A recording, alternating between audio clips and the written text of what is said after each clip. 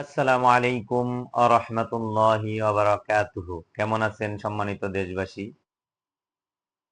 আপনাদের দোয়ায় আমি মোহাম্মদ মনিরুজ্জামান ভালোই আছি। আসলে আজকে একটা ভিডিও করতেছি। এক বোন, প্রিয় বোন আমার কাছে অনেকদিন আগে আসছিল চিকিৎসা নেওয়ার জন্য। হয়তোবা লজ্জার কারণে উনি এসেও অন্য কথা বলে পরে চলে গেছে। চলে যাওয়ার দীর্ঘদিন পর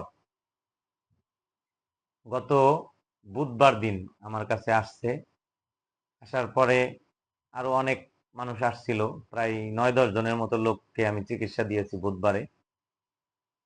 তো উনি প্রথমে মানুষের মধ্যে এই জন্য আমাকে বলতেছে যে আমার জন্ডিসের জন্য চিকিৎসা দেন।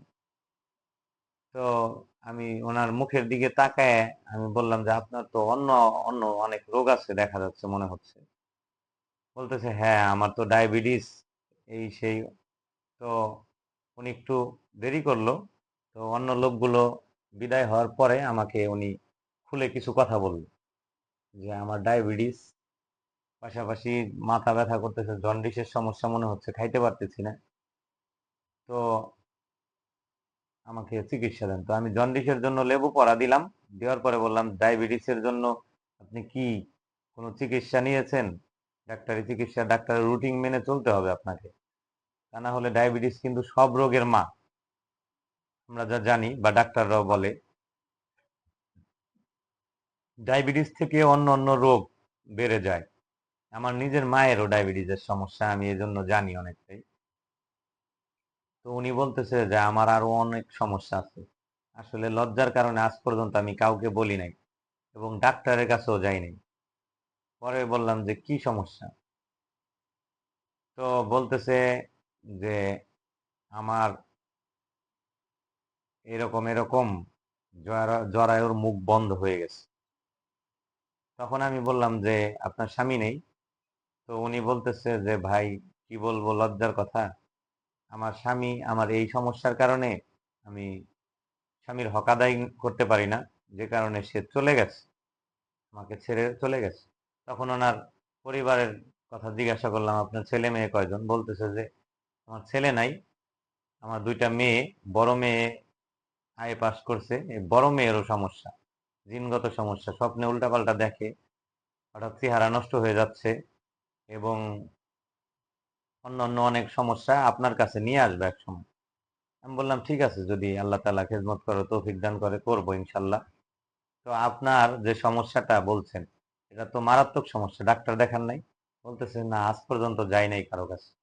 বললাম এটা তো ডাক্তার দেখানো উচিত আপনার, কারণ এখানে যদি জরায়ু টিউমার হয়ে যায়, ইনফেকশন করে ক্যান্সার হয়ে যেতে পারে।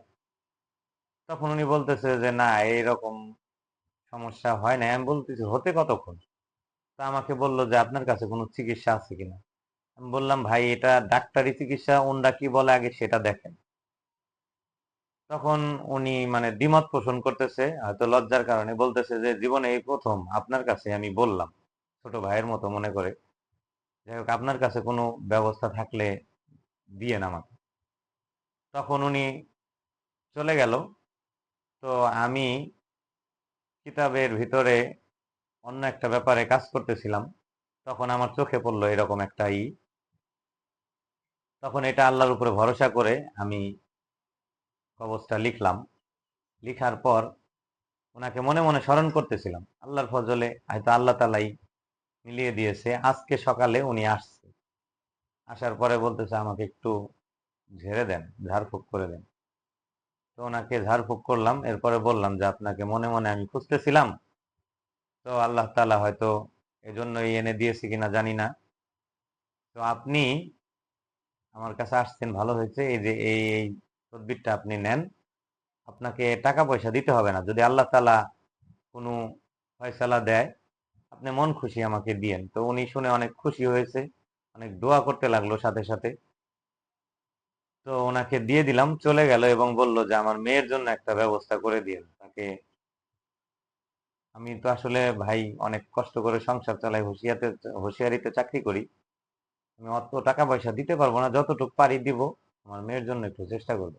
আমি বললাম ঠিক আছে, আগে আপনি ভালো হন, তারপরে আল্লাহ তাআলা যদি আমাকে সুযোগ করে দেয় আমি করবো ইনশাল্লাহ।